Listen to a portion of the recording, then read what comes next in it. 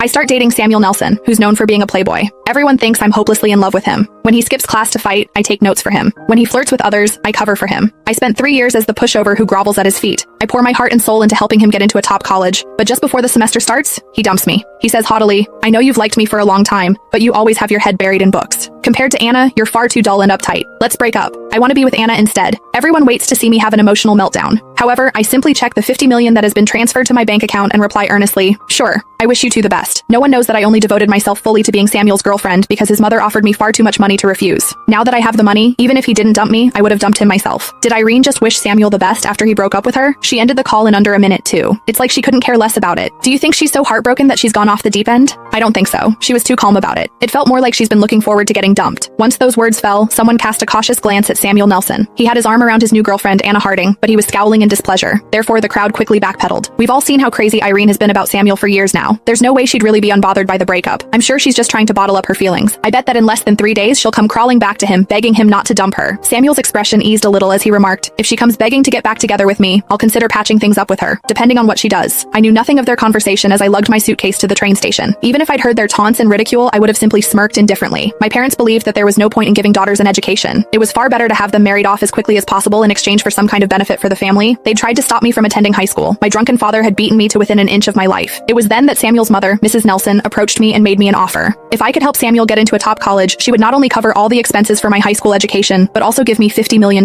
Had it not been for that, I would never have latched myself onto Samuel, who was famous for being the hottest guy in school, but also the one who should never be crossed. I wouldn't have let myself be at his beck and call, like the most loyal pushover. For 3 whole years, I did everything I could to turn the arrogant and defiant slacker into a high-achieving student who managed to earn a spot at a top college. Now that my mission was complete, I could finally leave with the money. I was nothing if not thrilled. During the 3 months of summer vacation, I got my foreign language certification and achieved intermediate proficiency in the Farvian language. I was able to successfully enroll in a college abroad. As I was about to board my flight to Bari in the country of Farvia, I got a message from Samuel, who seemed to want to mend our relationship. "Why did you block me everywhere? It's been an entire summer, Irene. Haven't you thrown your tantrum long enough? Even though Anna and I have gotten together, you and I can still be friends. Stop kicking up a fuss and unblock me." Every word dripped with his usual haughtiness. He seemed certain that I'd do what I'd done the last 3 years, that regardless of the ways he would willfully trample on my feelings, I would still obediently return to his side. I took out my SIM card and deftly broke it in half before tossing it into the trash can at the airport. With it, I discarded my unbearable past, which had been filled with schemes and humiliation. The plane soared through the sky, leaving all of my past behind. I started a new life in Bari with the $50 million from Mrs. Nelson. I chose to study at the top design academy. My days were filled with learning a new language, becoming familiar with a new culture, and balancing a heavy course load. Everything was a new challenge. But here, I didn't need to appeal to Samuel or a family that suffocated me. Instead, I was surrounded by my pencils, my sketches, and my dreams of the future. The years flew by in a blur. As a result of my hard work and talent, my jewelry designs began to shine at the major fashion week. I won several prestigious international awards.